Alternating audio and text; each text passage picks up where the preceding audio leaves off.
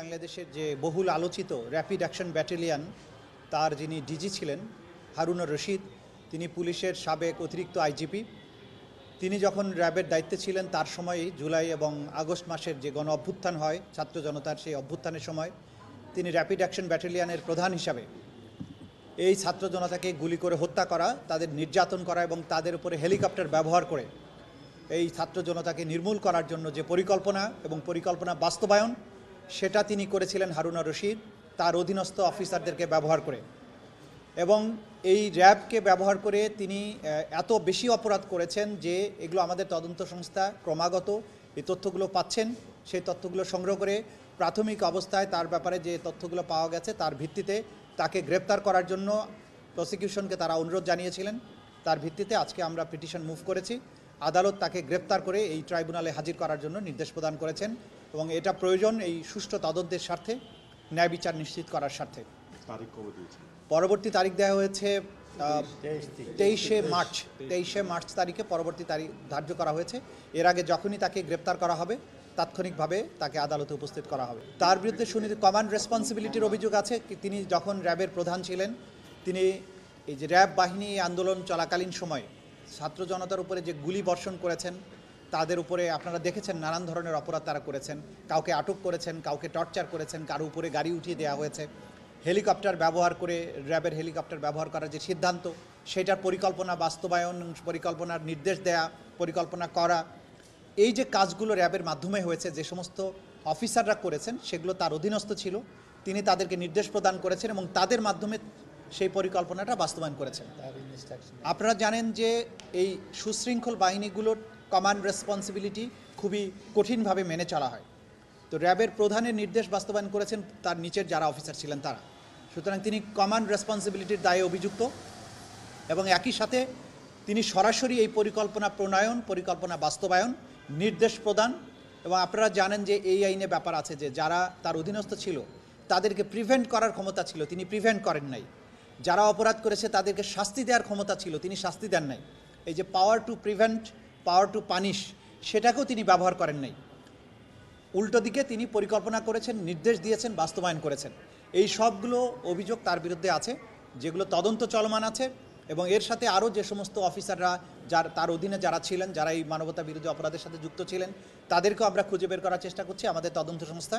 যখন তাদের ব্যাপারেও রিপোর্ট আসবে আমরা প্রয়োজন হলে তাদের ব্যাপারেও একই ধরনের আদেশ আদালতের কাছে চাই। সেটা আমাদের জানা নেই তিনি কোথায় আছেন, এটা আইন শৃঙ্খলা রক্ষাকারী বাহিনীর দায়িত্ব। যেহেতু আদালত আজকে ওয়ারেন্ট ইস্যু করেছেন, সেই অনুযায়ী আইন শৃঙ্খলা রক্ষাকারী বাহিনীর দায়িত্ব হচ্ছে তাকে খুঁজে বের করে আদালতের কাছে গ্রেপ্তারি পরোয়ানাটা কার্যকর করে উপস্থিত করানো।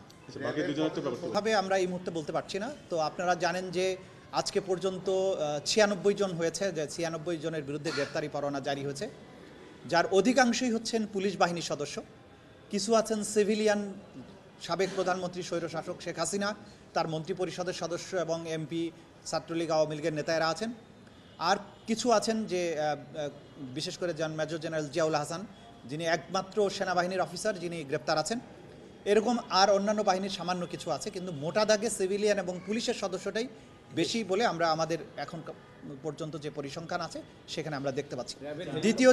দ্বিতীয় যেটা হয়েছে যে আশুলিয়াতে লাশ পোড়ানোর যে ঘটনা আপনারা জানেন, সেখানে যে দুজন আসামি আজকে উপস্থিত ছিল, কনস্টেবল মুকুল চোকদার এবং এসআই মালেক, তারা সরাসরি এই লাশ পোড়ানোর ঘটনার সাথে সম্পৃক্ত।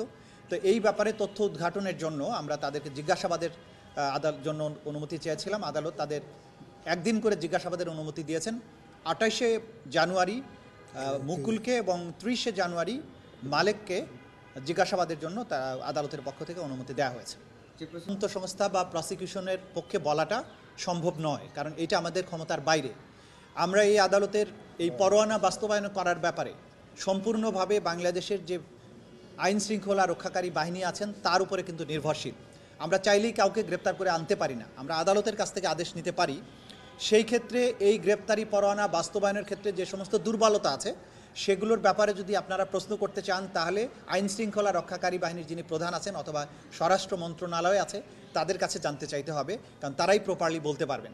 তবে বিদ্যমান বাস্তবতায় যতটুকু আমরা বুঝি যে ভেঙে পড়া একটা প্রশাসনের উপরে দাঁড়িয়েছিল বাংলাদেশ, ক্রমান্বয়ে এখান থেকে বাংলাদেশ উঠে দাঁড়ানোর চেষ্টা করছে এবং সবচেয়ে বেশি ক্ষতিগ্রস্ত হয়েছে পুলিশ ফোর্স, যাদের অধিকাংশই পালিয়ে গিয়েছিল, কারণ মোটা দাগে তারা অপরাধের সাথে বেশিরভাগ সম্পৃক্ত ছিল।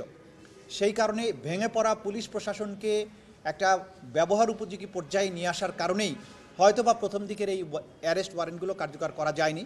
তো আমরা এখন বিশ্বাস করি যে এখন তারা একটা স্টেবল পজিশনে চলে এসেছেন, নিশ্চয়ই তারা বাকি ওয়ারেন্টগুলো কার্যকর করার ব্যাপারে যথাযথ পদক্ষেপ গ্রহণ করবেন।